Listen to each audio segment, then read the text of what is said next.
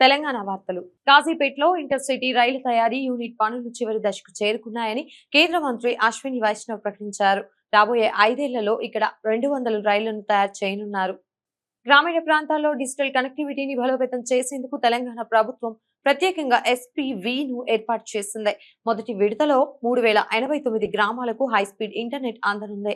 భూముల రిజిస్ట్రేషన్ల డిమాండ్ పెరగడంతో రాష్ట్రంలోని సబ్ రిజిస్టర్ కార్యాలయాల పనివేళలను రాత్రి 7 గంటల 30 నిమిషాల వరకు పొడిగించారు. ఈ నిబంధన జూన్ 3 వరకు అమల్లో ఉంటుంది.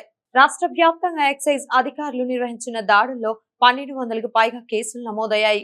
భారీగా అక్రమ మద్యం, గంజాయి మరియు డ్రగ్స్ స్వాధీనం చేసుకున్నారు.